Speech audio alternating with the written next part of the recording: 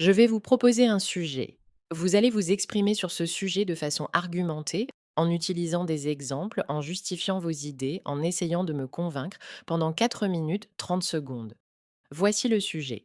Selon vous, l'autorité est-elle nécessaire pour élever un enfant correctement? Pourquoi?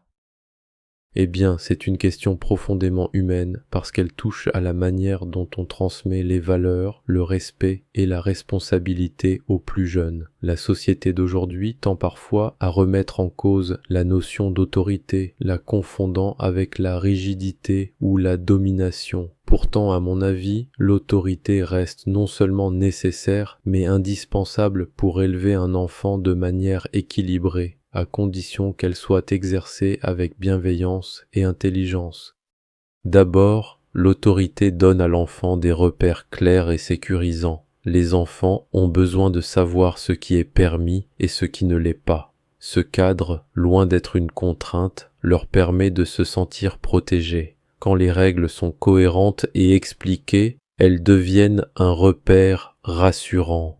Sans limite, l'enfant risque de se sentir perdu, livré à lui-même et d'éprouver des difficultés à gérer la frustration ou le respect d'autrui. Par exemple, dans les écoles où la discipline est clairement établie, les enfants se montrent souvent plus calmes, plus concentrés et plus confiants. Cela ne vient pas d'une peur de l'autorité, mais d'une compréhension du cadre dans lequel ils évoluent. En somme, l'autorité, lorsqu'elle est juste, n'écrase pas l'enfant, elle le structure.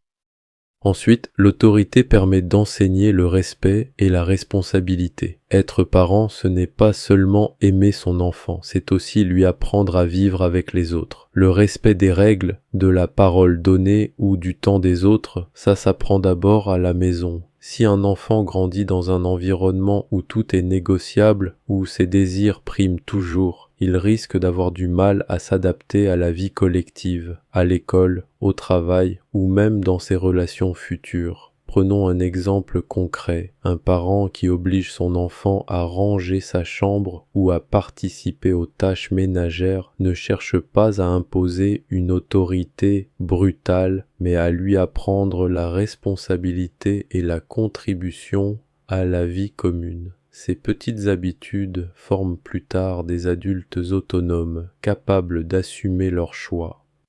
Enfin, l'autorité ne doit pas être synonyme d'autoritarisme. L'époque où les enfants devaient simplement obéir sans comprendre est révolue. Aujourd'hui, on parle d'une autorité positive, fondée sur le dialogue, l'écoute et la cohérence. Cela veut dire que le parent garde sa position de guide, mais qu'il explique, qu'il justifie ses décisions et qu'il reste ouvert à la discussion. Un enfant éduqué dans ce climat apprend à réfléchir, à exprimer ses émotions, mais aussi à accepter la frustration et la contradiction. On le voit très bien par exemple dans les familles où les parents combinent fermeté et empathie.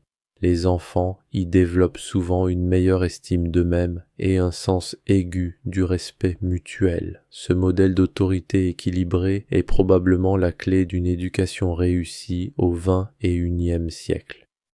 En conclusion, je dirais que l'autorité, exercée avec respect et constance, est essentielle pour bien élever un enfant. Elle n'est pas l'opposé de la liberté, mais sa condition.